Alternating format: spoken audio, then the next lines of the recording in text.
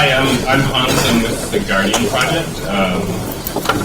I'll be talking about F-Droid and making the most private and unblockable app store. And so I never really know how to describe Guardian project, so today I came up with we're a free software SWAT team for privacy. Try that. So I'm going to start with, I think this is something everyone unconsciously knows. People behave differently when they're watched. If someone's looking over your shoulder, you will not do the same thing as when you're alone. We are all being watched. Every country in the world, some more than others, but if you're on the internet, you're being watched. That's the unfortunate state of affairs right now. So that's something we're, as an organization, trying to help with. So we are focused on trying to make privacy in software something that is done by default and something that is not really difficult to do. One key aspect of our approach is that we really look at the user experience of software, and we always work in partnership with various organizations, a lot of journalists, high-risk human rights activists, and things like this, so that we have real experience that we can drive our software process with. And part of that also is that we want to show that you can have modern design and software that is very private.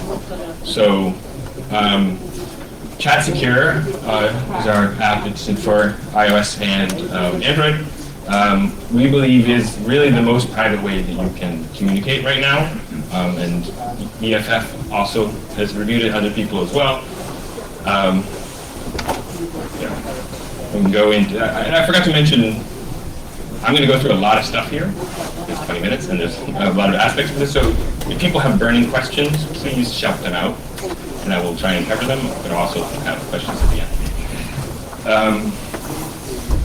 So F-Droid. I imagine most people know what it is, but basically it's an app store. It's an app store for Android that focuses on being 100% verified free software. So everything is built from source by F-Droid's own infrastructure. And so we were, as Guardian Project, longtime recommenders and users of F-Droid, and now we're spending 2016 focused on taking a lot of this work that's been brewing and making it easy to use and widespread. So security. To start with, F-Droid for a long time has had quite solid security. Only allows HTTP connections. It has a hard-coded PIN inside of the app for which the HTTPS certificate it expects for fdroid.org, and also for our repo Guardian info. But then the next level is that the index of apps that you get is signed by a key in the same model as, say, Debian does. So it's a model that's pretty well tested and proven. Unlike, the signing process actually happens on offline machines, which is a massive pain, but we've decided it's a really important part of it. And then the last piece of this whole distribution puzzle is that you get Android, you have this built-in signature on the file, the APK file, which is what an app is. That gives you pretty strong protection that the updates that you're getting are from the same developer. That often depends a lot on what the developer does. But so, decided not to. We are very much inspired by Debian in F-Droid, and I'm a Debian developer as well. And we are working on integrating work in Debian. So things like getting the whole Android SDK building in Debian is one of the things that we are tackling. So to go into the less bullet points and more kind of how we think. So ultimately, I think this is about trust. So we want to get software that does things that we expect it to, and doesn't do anything that we don't expect it to. We don't, we don't want it to be dumping private information to places we don't want that. But right now, software as it is, you always have to trust someone. At the very least, you have to trust the author of the software. With most software distribution processes, you have to trust a fair amount of the distribution process. And these things are, even if you're technical, you have to know about them to understand, well, is this something that's trustworthy to me? Does this meet my requirements? And so this is a difficult scenario for everyone. It requires people to think about hard things. But we also, this is all based on computers, and computers are good at automating things. And so we really focus on like, how can we make a system where we trust as few people as possible? I mean, it sounds a little paranoid, but this is mostly what we want to think. We are interested in the software author, what they're making, and we have maybe some relationship to that author because we've thought out their software using it. It is possible so that we don't really have to trust anyone in between. Because you can have the computer set up lots of processes to make it so that it's something that anyone can verify in an automated way. So for that, I spent a lot of last year writing a big grant, and I'm really terrible at grant writing, but I managed to get it. So we now have all of this kind of stuff that I'm talking about is working. So the core security stuff with F-Droid is there and solid, but there's a lot of stuff now we want to make it really, all the things that we want to make it really solid work now, but now we have this big chunk of money to focus on making it really easy, transparent, and allow other people to verify our claims. So, to start with that, what most app stores know is actually a lot. In Android most people probably only use Google Play, but if you're in China, there is no Google Play for the most part. So there's a lot of app stores out there. Amazon has an app store. Basically, all of them that I've seen, they require that you log into them. So you're telling you who you are right there.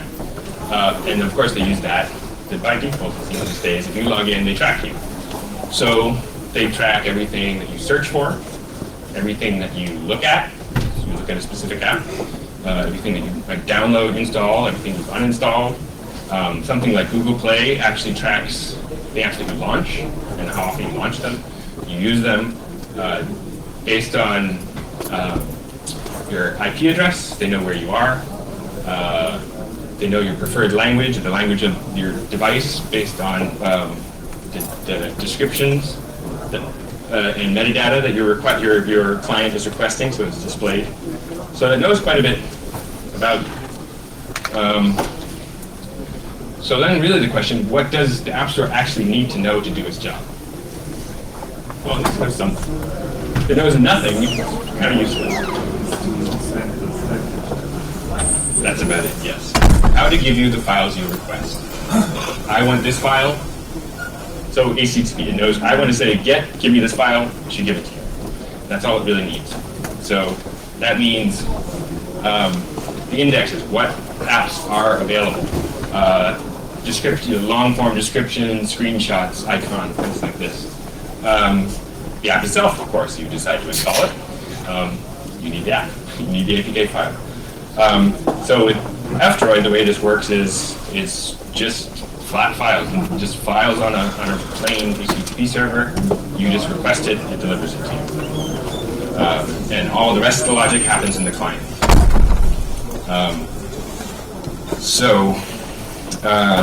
That means there's no analytics, and then logins, usernames, all sorts of other things. Then with a quite solid transport mechanism that we have, people who are looking at the network also can't see what you're getting. Then on top of that, use it via Tor or other anonymity proxy. Then the server itself doesn't even see who you are very well, and with Tor it won't even see a picture of you in the long run. But with Tor, you basically every 10 minutes it looks like you're coming from a different IP address. So with Tor and F-Droid, you really are quite anonymous. And if you think you can prove us wrong, please do, and just tell us about it so we can fix it. So then, now we have this nice pipe, trusted pipe, but if you put garbage in on one side, it's going to still remain garbage when it comes on the outside. And the sad fact of Android, probably development in general, but the kind of standard development setup is not very good security-wise. And even what I find kind of scary is the Google recommended setup is to include your app's signing key just on your regular laptop where you're like browsing videos or clicking on malware links. And that key is supposed to last 30 years. And whoever has that key can make a fake version of your app.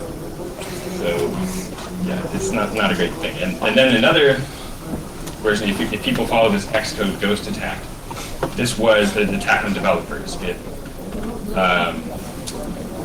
They put out mirrors of on mirrors. They put out versions of Xcode that were faster than the Apple servers in places like a lot of places in the world.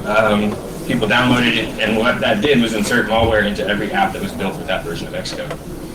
Android is very much most development is very vulnerable to this attack. So verify the sort of tools that we get.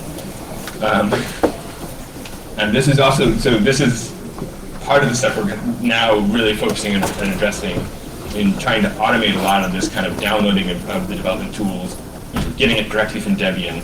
We'll try to get as much as possible into things like Homebrew and Mac ports, and maybe Sigwin with C. So then, another key part of this is what's known as reproducible builds, which I'm going to go very quickly over because there's later, Holger has a talk tomorrow afternoon. 11. Want to know more about reproducible builds. Oh, there it is. At 11. Tomorrow at 11 a.m. in... Johnson. I don't know what that was. Johnson. Johnson? Anyway. So, the idea of reproducible builds is that anyone who downloads the source code can recreate the exact same file. That's the fundamental idea. So that then you can, using this process, anyone can take the source code and can build an APK file, compare it to the one that they got from F-Droid. And if it matches, they know that it came only from the source code. If it doesn't match, then something's wrong. So we have a handful of apps that are in F-Droid via a reproducible process. Right now it's kind of painful to do, so this is something we're focused on trying to make it dead simple so that it's just you use the F-Droid commands, F-Droid build, and you build a version of your app and submits it to F-Droid, and you get this reproducible process. So this is something I would love anyone who wants to try this out for their Android apps, because we want lots of feedback from developers to make this addressing how people work and making it useful and easy. So now in this whole picture, I think is really quite secure. So like I said, using Tor and with a full reproducible build process, even if the people who run fdroid.org web server and the build infrastructure are totally trying to get you, you can verify that it's only from the source code from your original upstream developer. So we want to get to the point where even the people running the servers can't mess with it without being caught. And we were pretty close to that, using Tor especially. So then of course we need to automate this. Like most people, very few people I expect will try to reproduce the build of every single app they use. We love all the people that do. So part of this whole process is making the whole build server infrastructure really easy to set up and use. And so we hope just organizations that have a specific concern about the security of the software they use will just run their own verification server and publish that. So they just say, hey, we're interested in these 50 apps. We rebuild it, we publish, and just you can compare it quite easily to F-Droid. What's on fdroid.org. The whole thing has been also audited by a company, pen testing company called Cure53. You can read the audit. If there were issues found, we fixed them. We love more anyone who wants to attack and tell us about it. issues we love more. And then, so one of the last pieces is that you don't need to use fdroid.org. You can make up your own repository, turn off fdroid.org, and entirely control it yourself if you need to. So this is the goal, the chain of trust from the developer's source code to the app that's on your device.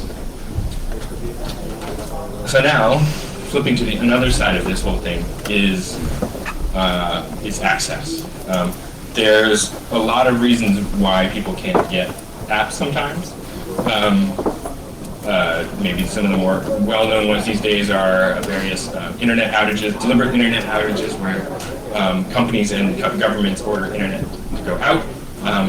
There's also inadvertent internet outages. I mean, I worked in downtown Manhattan in September 11th, and there was a lot of places without internet for without internet, without phones, without cell phones. So, it can happen everywhere. Also, a lot of places in the world, the internet is still pretty expensive. And apps can get pretty big, especially when you're up to, say, Firefox, you have 40 megs on, and getting updates and things like that.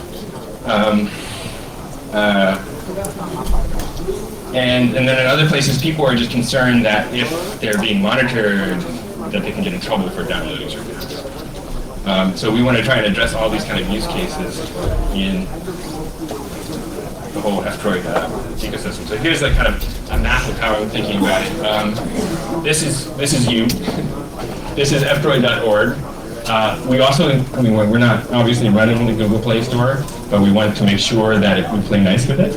So the Android security model actually makes that relatively easy because the app is identified just really by that signing key. So yeah, you can get your, via Wi-Fi, via whatever way you get internet. You can use also Tor.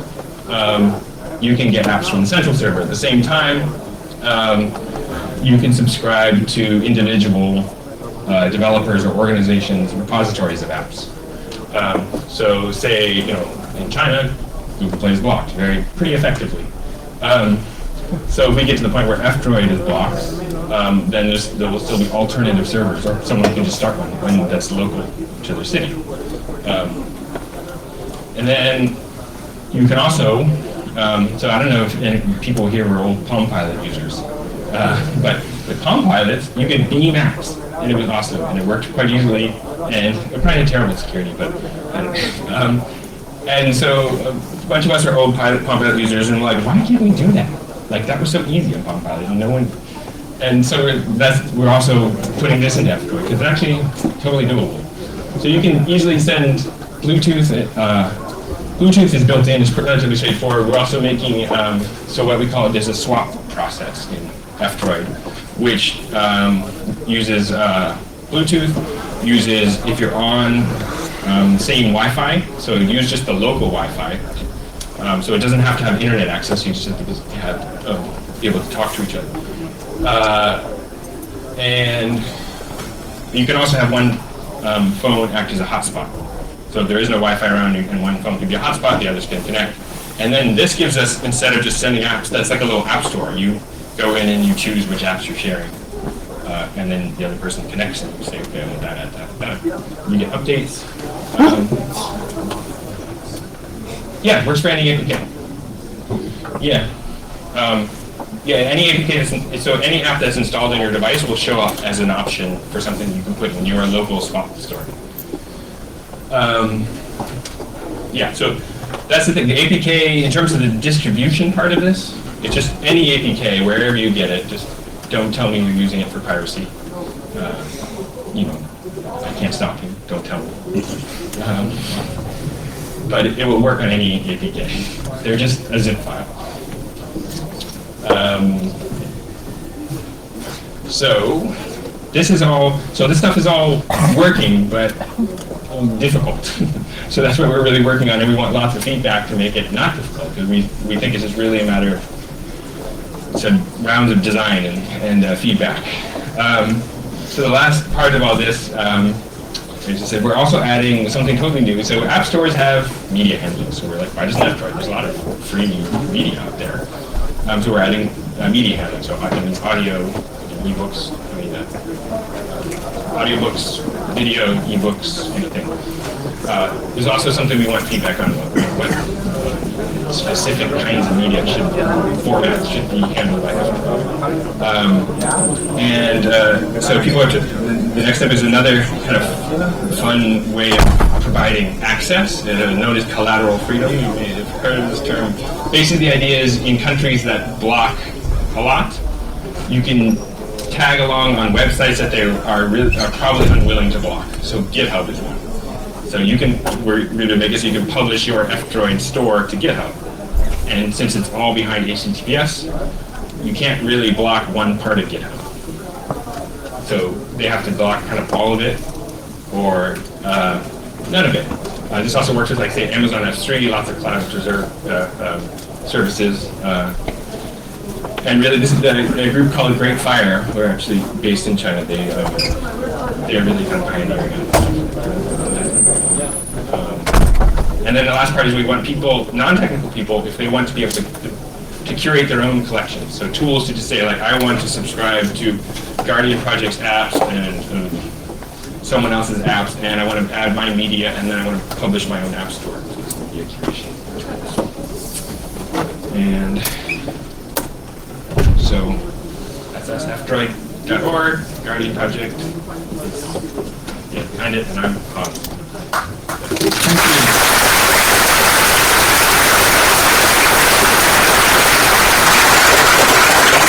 We have a couple of minutes for questions. Just raise your hand.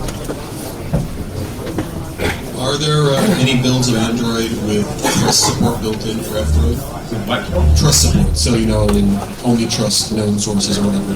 Is Replicant built with default trusted F-Droid? Right. So people are known right now with alternative app stores and Android. You have to go in and you check on unknown sources. So yeah, this is something we're also working on. Right now, you can make F-Droid a system app, but that means either you have to root or you have to be able to flash it. That's very difficult to work around. Yeah, otherwise that means to get it in any other way, you have to have an export. But what we are planning on doing, we have a strategy of we're going to try and get it integrated into ROMs. That varies a lot based on the ROM. So if anyone works on ROMs, we would love to work with ROM people in F-Droid integrated. So then we have the exact same level of support as Google Play.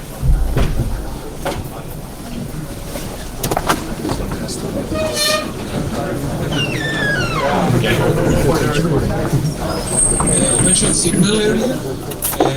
Signal developers actually it was everything about security, and the Signal developers themselves complained about security issues. For asking Signal to get off F-Droid.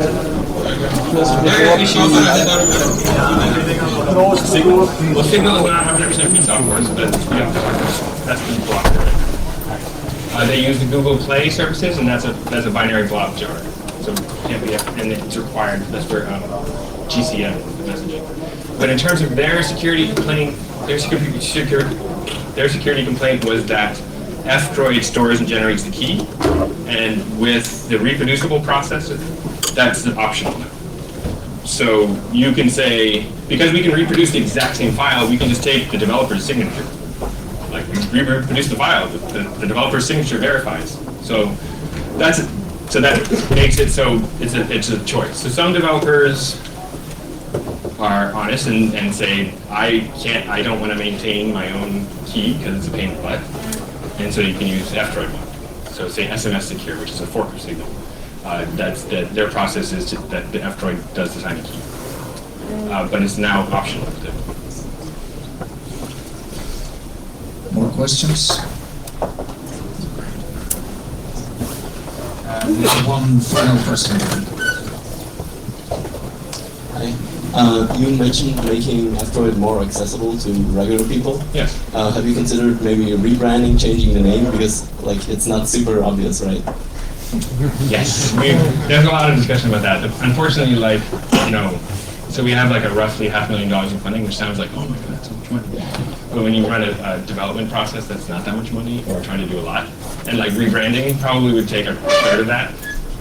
So hey, if someone wants to like give us a bunch of money to rebrand it, all right, we'll do that. But right now it seems like there's a lot of other things that would, like for example, one part of this funding is totally redoing the user experience to feel much more like a modern app store. Right now it feels very 2010.